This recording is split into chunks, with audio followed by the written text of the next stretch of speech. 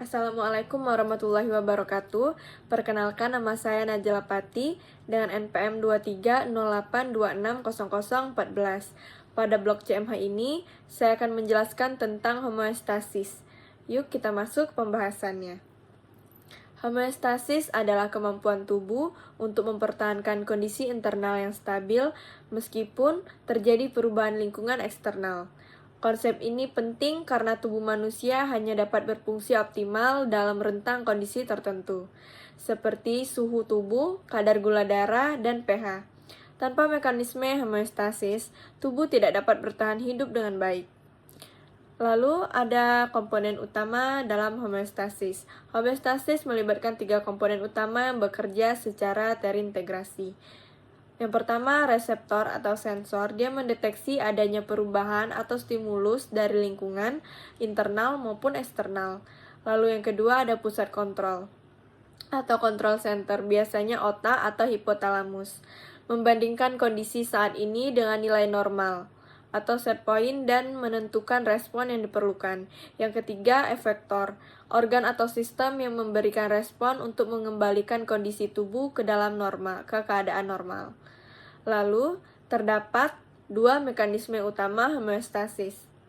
Yang pertama, umpan balik negatif. Mekanisme yang paling sering digunakan tubuh untuk menjaga keseimbangan jika terjadi penyimpangan dari kondisi normal. Sistem ini akan bekerja untuk menurunkannya kembali ke batas normal. Contoh, regulasi suhu tubuh oleh hipotalamus dan pengaturan kadar glukosa darah oleh insulin dan glukagon. Selanjutnya ada umpan balik positif. Mekanisme yang jarang digunakan bekerja dengan memperkuat perubahan yang terjadi. Biasanya hanya berlangsung sementara hingga tercapai tujuan tertentu. Contoh, kontraksi saat persalinan yang diperkuat oleh hormon oksitosin dan proses pembekuan darah. Selanjutnya ada beberapa faktor penting yang dikendalikan oleh homeostasis. Yang pertama ada suhu tubuh, dijaga tetap sekitar 36,5 sampai 37,5 derajat Celcius. Selanjutnya, kadar glukosa darah diatur oleh insulin dan glukagon agar tetap stabil. Selanjutnya ada tekanan darah dipengaruhi oleh aktivitas jantung, volume darah, dan resistensi pembuluh darah. Lalu ada pH darah, harus dijaga dalam kisaran sempit 7,35 sampai 7,45 untuk fungsi enzim yang optimal. Lalu ada keseimbangan cairan dan elektrolit, terutama natrium seperti Na+ dan kalium dan air. Kadar gas darah, keseimbangan oksigen dan karbon dioksida untuk mendukung metabolisme sel. Lalu, homeostasis dapat terganggu apabila mekanisme pengaturan tubuh tidak mampu lagi menjaga keseimbangan. Gangguan ini bisa bersifat sementara atau menetap, tergantung penyebabnya. Berikut beberapa contoh. Yang pertama, hipertensi dan hipertensi atau tekanan darah tinggi dan hipotensi atau tekanan darah rendah.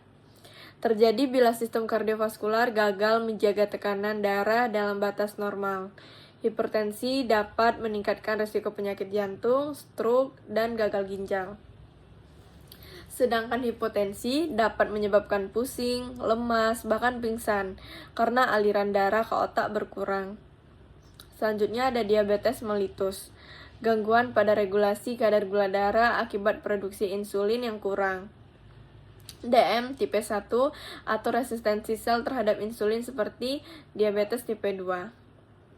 Akibatnya, kadar glukosa dalam darah tetap tinggi atau hiperglikemia dan dapat menimbulkan komplikasi jangka panjang seperti kerusakan ginjal, saraf, mata, maupun pembuluh darah.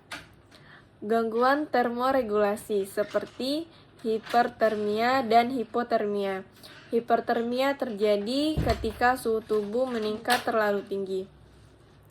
Misalnya pada heart stroke, hipotermia terjadi saat suhu tubuh turun di bawah normal. Misalnya karena paparan dingin ekstrim, keduanya dapat mengganggu fungsi organ vital dan berpotensi fatal bila tidak ditangani. Selanjutnya, ada gagal ginjal. Gagal ginjal berperan penting dalam menjaga keseimbangan cairan, elektrolit, serta pH darah.